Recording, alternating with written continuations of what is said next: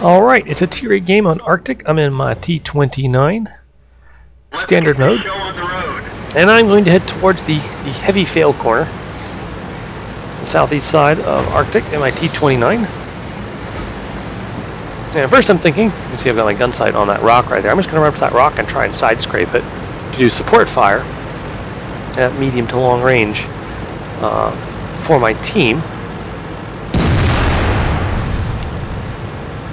I'm reasonably happy to see most of the heavy tanks coming this way. There's an IS-6 going north, but that's alright because there isn't much else going north, so having a giant rubber tank up there would be very useful for keeping the team alive. This is like here, I see this Tiger tank is also going for this corner. So first I'm thinking, alright, I'll just do the other side of the rock, no big deal.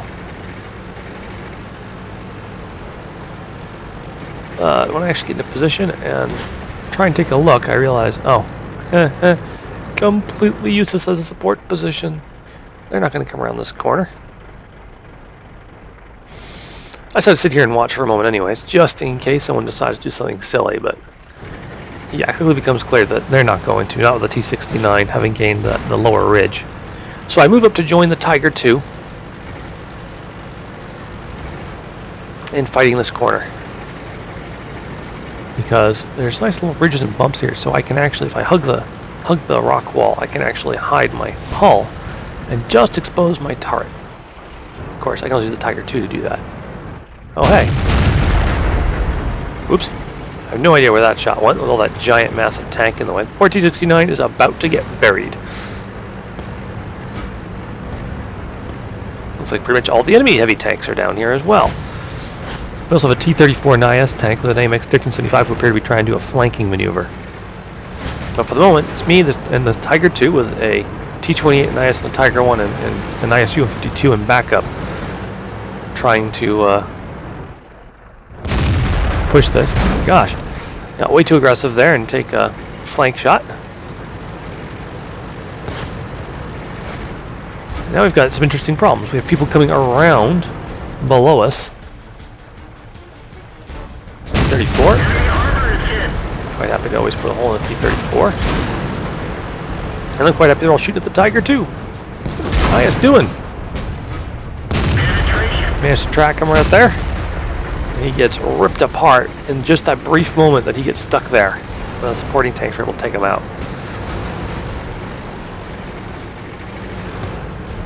IS curses his luck. I'd love to shoot that STA, but he's down below. The FCM 50 ton.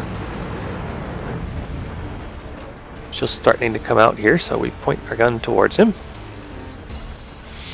Fortunately, the flanking force has run into some heavy crossfire and is being completely obliterated. Fortunately, the IS-6 and the Jumbo are holding it pretty well. So now this Tiger 2 and I are sitting here just pointing our guns, him at the STA, me at the FCM 50 ton. We're trying to keep them at bay. When I notice this Luke's coming up behind us, and he's got... Luke's is a very tiny tier 4 tank, yet his gun has a high enough penetration that from the rear he's actually a reasonable threat to us big boys. And he's also spotting us for everything down that way, so someone's got to do something about it, and since no one else seems to be paying attention, I decide to finish him off.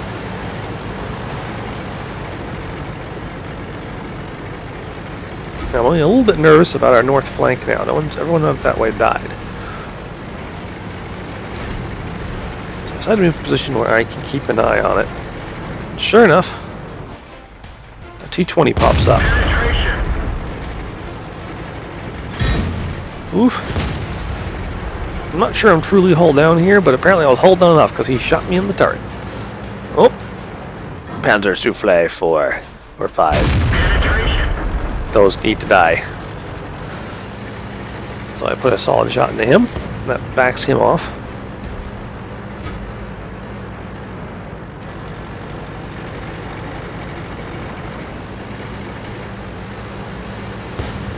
There he is again.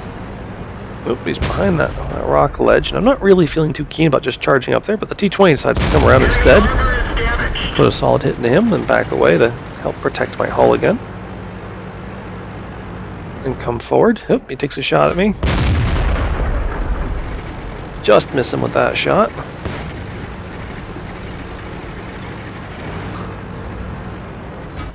Oh, E25 was hiding in the middle of the field. No escaping. Just like the Luke's fast-moving target, no match for the even faster-moving 105mm shell. Okay. The ISU signal pings the map, and looks like the team may have actually cleared all the enemy heavy tanks out down there.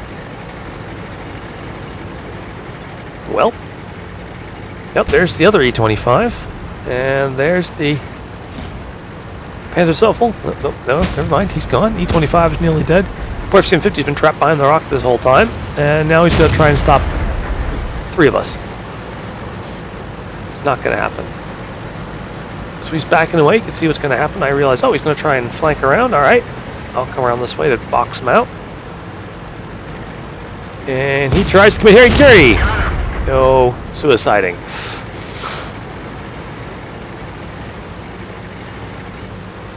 IS-6 is still holding the north flank. There's an 88 being probably circled by a T29. And there's still a Reims Borsig back there. He's quite scary.